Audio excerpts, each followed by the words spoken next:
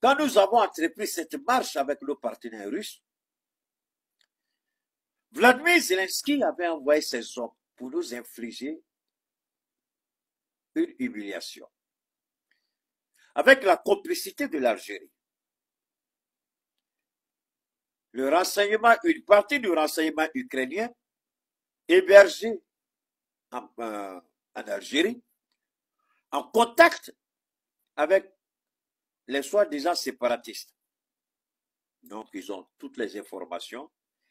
Ils envoient leurs drones surveiller la zone. Les drones vont, parce que les drones, quand ils sont dans le ciel, tant que nous n'avons pas un satellite pour savoir qu'il y a un drone espion dans l'espace du Mali, l'espace territorial, l'espace constitutionnel, on ne peut pas savoir. C'est pourquoi l'acquisition de satellites est fondamentale pour nous si on veut aller loin dans cette lutte, si on veut aller loin dans cette souveraineté. Parce que votre souveraineté, elle n'est effective que quand vous avez le contrôle effectif sur votre territoire. Si vous ne contrôlez pas effectivement votre territoire, votre souveraineté, c'est au bout des lèvres. C'est pourquoi tous les pays qui disent je suis souverain font rire. Matin, midi, soir, on viole votre espace aérien. Vous n'avez aucun contrôle sur votre espace aérien. De quelle souveraineté vous parlez? Je vous donne un autre exemple. Les Russes ont envoyé un drone espionné une base américaine en Europe. Toute cette semaine-là, c'est de ça qu'ils parlaient. Au Pentagone, au Sénat, au Congrès, dans les TV shows, c'est de ça qu'on parlait. Qu'il y a un drone russe qui s'est approché d'une base américaine pour espionner. Mais comment les Américains sont arrivés à connaître que c'était un drone russe? Parce qu'ils ont des satellites espions en haut pour contrôler. Si vous n'avez pas de satellite, vous n'avez pas de radar, vous êtes zéro. Vous êtes zéro. C'est pourquoi, quand nous avons évoqué cette histoire de satellite, je fus une des premières personnes à avoir été très ému, très content de l'initiative de nos autorités militaires et politiques. Alors, on revient à Tizawatel. Quand nous avons récupéré Kidal, parce que si on ne commence pas à Kidal, qu'on tombe à Tizawatel, vous n'allez pas bien saisir. C'est un domaine que je n'ai pas abordé. Mais au regard de la situation de ce matin, au regard de ce qui s'est passé toute la semaine, je suis dans l'obligation d'intervenir et de recadrer, pas recadrer quelqu'un, mais de permettre à chacun de se faire une idée. Merci pour le pouce. Alors, quand nous sommes arrivés à Kidal, ils ont fui, vous avez remarqué, ils disaient qu'ils nous attendaient. Ils ont tenté à maintes reprises, ils se sont rendus compte que la puissance de feu qui venait à Kidal, soit ils disparaissent de la planète Terre, soit ils font un repli stratégique. Ils décident alors de faire un repli stratégique. Et puis, ils vont à Tizawaten.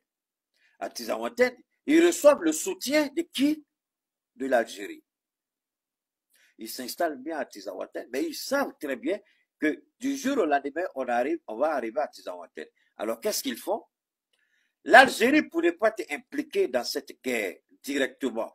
La France ne pourrait pas être impliquée dans cette guerre directement. Il faut appel à l'Ukraine qui a déjà un antécédent avec la Russie du fait que la Russie bombarde l'Ukraine et qu'il y ait des Russes au Mali. Donc, il faut tout de suite relever le défi. Alors, 3 services de renseignement rentrent en action. La France, l'Algérie et le service de renseignement ukrainien. Ils sont bien hébergés en Algérie. Ils commencent à contrôler. Malheureusement, à cette époque-là, notre armée n'a pas pris le soin de s'attacher les services de la PTO. On avait sous-estimé. Je mets le président Assimi Goïta au défi. Je mets le général Tchani au défi. Je mets le capitaine Ibrahim au défi. De mettre leurs meilleurs experts en économie. Et puis de regarder la connexion entre le FMI, la BCAO et nos marchés financiers. Je dis, je mets Assimi Goïta au défi je mets tous les ministères de l'économie et des finances des pays de l'AES, je les mets au défi de prouver que ce que je dis est faux. Qu'ils mettent des experts à étudier la corrélation entre le Fonds monétaire international, ce qu'on appelle la stabilité du franc CFA, la BCAO, tout ce qui va avec tous les mécanismes financiers, parce que les finances, c'est un tout. Et on nous a introduit dans un système, tant qu'on est dedans, on ne va jamais se développer. Qui a parlé de plan structurel? Le FMI et la Banque mondiale. Qui a parlé d'ajustement structurel? Le FMI et la Banque mondiale. Qui a parlé de privatisation? Le FMI et la Banque mondiale. Venez me prouver que j'ai tort. Dans les années 90. C'était qui? La Banque mondiale, le FMI. La Banque mondiale travaille pour qui? Pour les Américains. Le FMI pour la France. Venez prouver que j'ai tort. J'attends un garçon né d'une femme et d'un homme. Me dit que j'ai tort. Je m'en fous de ton diplôme. Viens. Avec ton pied, je dis, je vais enlever ton caleçon et puis tu ne sauras même pas par où passer. Viens prouver que j'ai tort. Le baobab de Dieu est de retour. Je vous en prie. Il n'y a pas de garçon sur terre, tu vas me dire ce que j'ai dit faux. Si tu es garçon là, tu es économiste, tu as PhD, à cause de tes sorts, sinon que tu sois maudit à jamais. Viens prouver que ce que je dis est faux. Il n'y a pas homme, né d'un homme et d'une femme qui peut prouver que ce que je dis est faux. Quand je dis Christian, puis je suis ton patron, je sais de quoi je parle. Quand je dis les boutons se prouver l'ensemble, ils n'ont pas le même prix. Insultez-moi, je m'en fous. Mais vous ne pourrez jamais prouver que j'ai tort. Haïssez-moi, je m'en fous. Tant qu'on va travailler avec le Fonds monétaire dans le franc CFA, on ne sera jamais développé. On aura un semblant de développement, on n'ira nulle part. Mais la meilleure façon, c'est de quitter le franc CFA.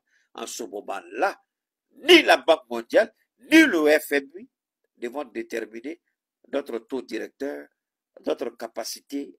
Parce qu'il faut que nous sachions comment notre monnaie peut se comporter sur le marché international. Il faut qu'on puisse acheter notre monnaie. Vous savez ce qui est pire? Voilà Dieu qui vient de mettre encore une idée dans ma tête.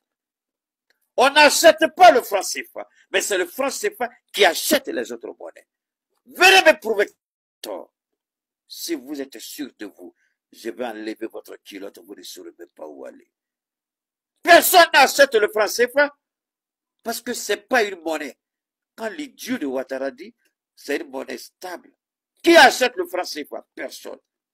Mais c'est nous qui achetions le dollar avec notre franc CFA, l'euro avec le franc CFA, le rouble avec le franc CFA, le yen avec le franc CFA. Mais personne n'a besoin du franc CFA.